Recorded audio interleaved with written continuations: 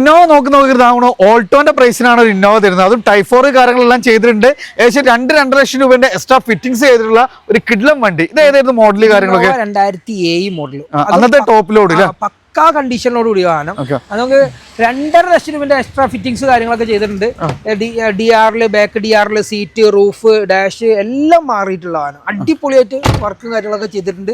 Mid night ഗ്രീനും ബ്ലാക്കും roof ബ്ലാക്കും വരുന്ന ഏറ്റവും ടോപ്പിലോട്ട് മാറ്റിയ ഒരു വാഹനമാണിത്. എത്ര രൂപ ചെയ്യാൻ പറ്റുന്നത്? 3,95,000 രൂപ. 395. ഓൾട്രേഷന്റെ പൈസകളോട് ചോദിക്കണില്ല.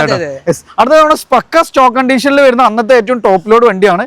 സിൽക്കി ഗോൾഡ് ആണ്. ഓൾ ഒറിജിനൽ, ഒരു മാറ്റം വരുത്തിയിട്ടില്ല ഈ വാഹനത്തിൽ.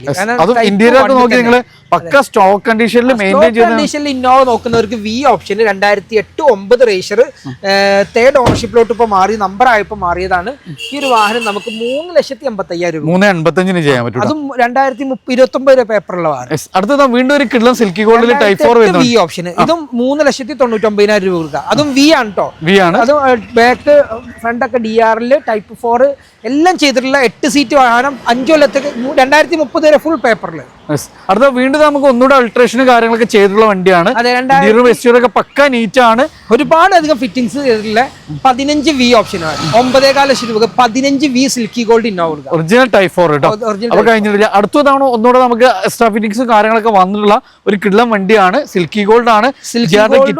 ഗ്രില്ല് കാര്യങ്ങളൊക്കെ ചെയ്തിട്ടുള്ള വണ്ടി. ഇന്റർകൂളർ എഞ്ചിൻ വരുന്ന ഒറിജിനൽ ടൈപ്പ് 4 വരുന്ന വാഹനം. 2013 ലാസ്റ്റാണ് ഒറിജിനൽ ടൈപ്പ് 4 വരുന്നത്. ഒറിജിനൽ ടൈപ്പ് 4 ആണ്. വി ആണ്.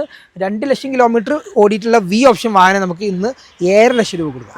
നമ്മൾ RB മോട്ടോഴ്സിലാണ്. ഒത്തിരി നല്ല കളക്ഷൻസ് ഉണ്ട്.